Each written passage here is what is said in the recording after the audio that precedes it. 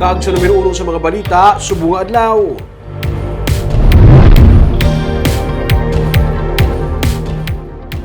Nag-intensyonado ang ipatigayon ng public hearing sa recovery project ang ginaplano ng reclamation project ni Bacolod City Councilor Vladimir Gonzales sa Barangay Banago. May report si Nico Delfin.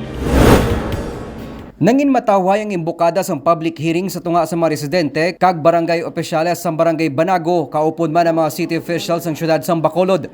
Ginupda ni Vice Mayor Alcide Familiaran ang public hearing bangod kabahin sa mga ginakabalakan sa mga residente among mangin epekto sang ginadihon nga reclamation project sang kumpanya nga ginapanagiyahan ni Councilor Vladimir Gonzales. Ang katapos ang konseho ang nag-issue sang resolution of no objection sa reclamation project. Pero ginklaro na ni Familiaran nga wala nagakasayuran nga sa ila pag-issue sang RONO pwede na mapatuman ang proyekto.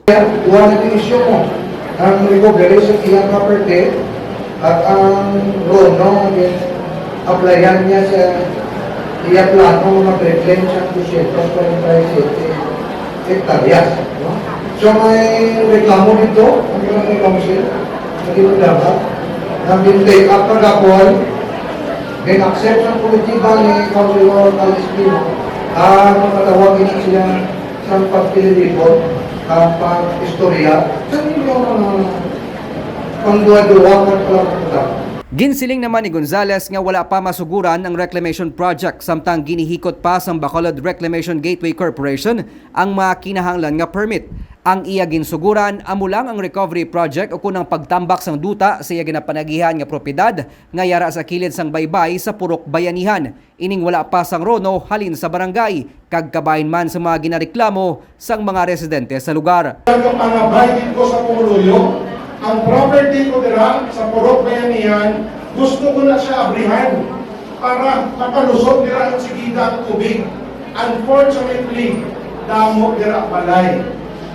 So, we will continue to find a solution para once and for all, hindi kaya amo na klase nga solusyon, kundi hindi na ikaw niya magbahak ilang adlaw.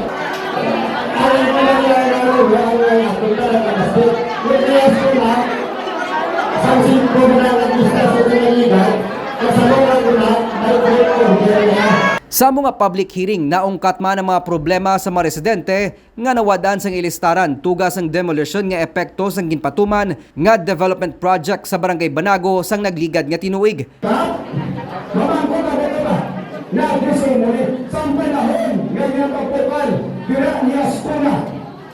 Ang duta niya, ibali sa proseso, hindi ang public hearing.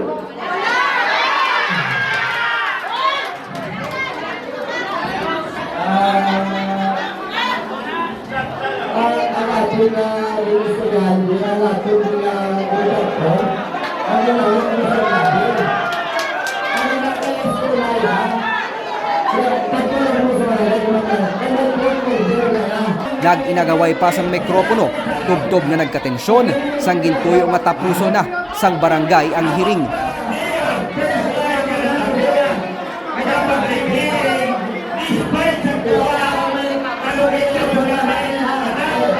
May mga pulisman nga among nagpatunga kag nagpahaganhagan sang tensyon hasta nga natapos ang hiring.